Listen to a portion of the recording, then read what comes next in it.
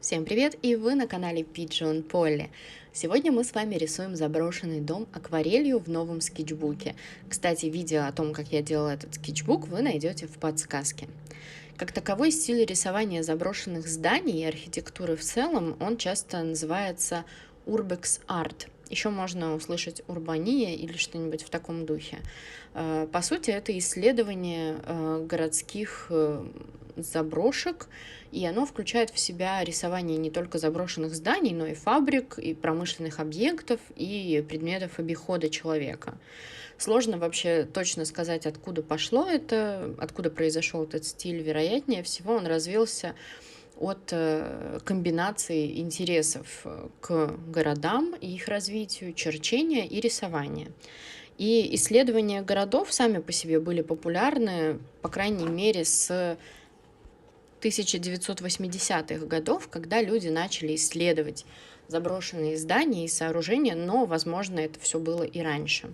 Однако практика рисования заброшенной архитектуры стала более популярной в последние годы, так как над этим поработали хорошо социальные сети, такие как Инстаграм, где художники могут делиться своими работами с более широкой аудиторией, Тамблер и так далее. Популярность этого стиля может быть также связана с тем, что вырос интерес к городскому упадку и красоте заброшенных построек. Что касается названия этого художественного стиля, чаще всего, как я уже говорила, это Urbex Art. Однако некоторые художники называют его городским скетчингом, городскими набросками, заброшенным искусством. Если вам интересно, вы можете поискать в Гугле по таким ключевым словам, как Urban Art, Urbex Art, городской скетчинг, заброшенное искусство, abandoned art и так далее.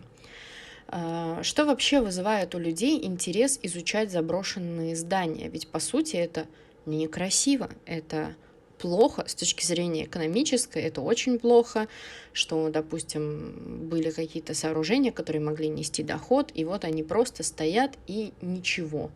Но, во-первых, это самые настоящие исторические свидетели, будь то свидетели каких-то мировых и масштабных событий, или же локальных, личных. Там очень интересно наблюдать за тем, как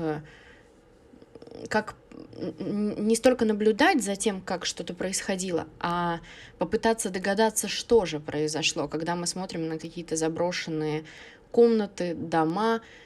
Время как будто в них остановилось, и люди, возможно, выходили вообще на минутку и никогда уже не смогли вернуться в свои дома. Так, конечно, не со всеми, но вот если брать в пример ту же катастрофу в Припяти и в Чернобыле, то там именно такая ситуация и есть, и вы можете посмотреть в интернете, как это все выглядит, но сразу оговорюсь, это не для слабонервных. Во-вторых, такие объекты полны интересных текстур для художника, это очень интересно, они разнообразные, не похожие друг на друга. Ну и, наконец, адреналин. Это ощущение приключений, как способ испытать что-то новое, захватывающее. Кто-то наверняка подумает, что заброшенные здания в целом, некрасивые, как я уже говорила.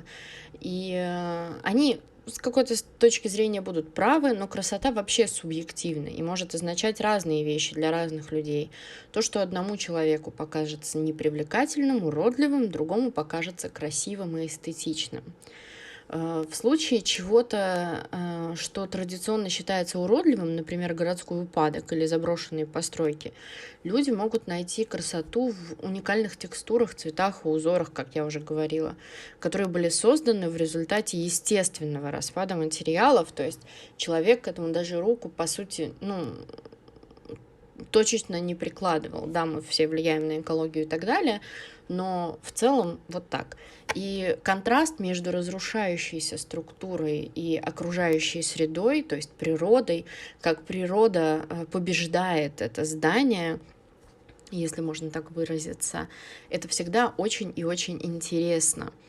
Это может быть визуально поразительно и создавать такое ощущение напряжения или драмы, что тоже имеет место быть. Кроме того, за заброшенной структурой может скрываться чувство прекрасного в истории или личные истории или истории мировой.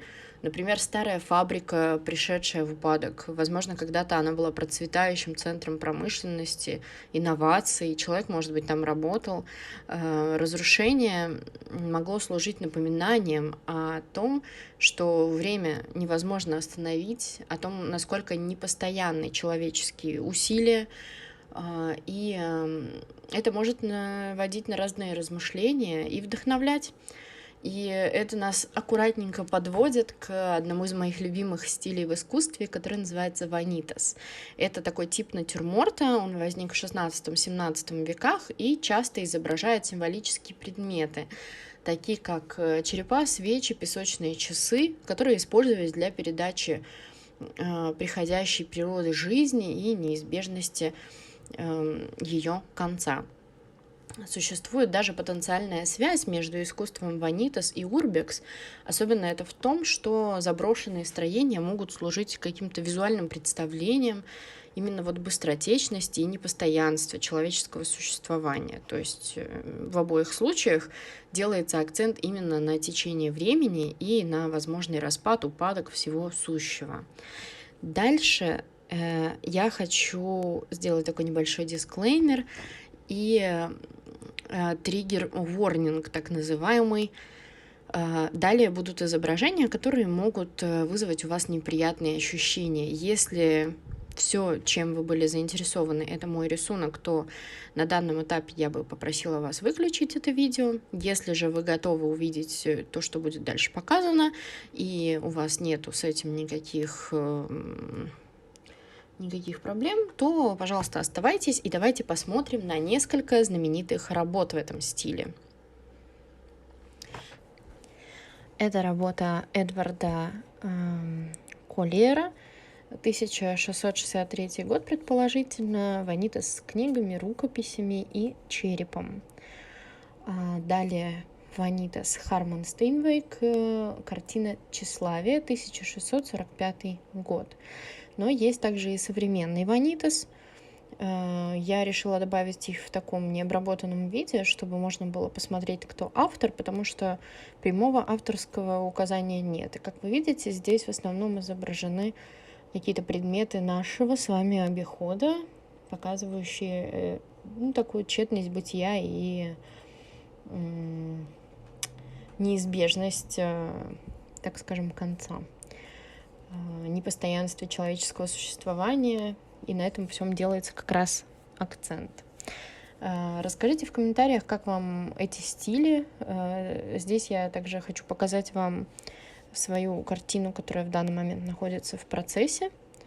Скоро она будет закончена, но вот у вас есть возможность посмотреть ее в промежуточном этапе, скажем так, где я тоже пытаюсь показать. Это как раз получается современный стиль ванитас. Как вам? Напишите в комментариях, что вы обо всем этом думаете. И также в описании к видео есть выставка Urbex. Советую с ней ознакомиться. И до встречи в новых видео.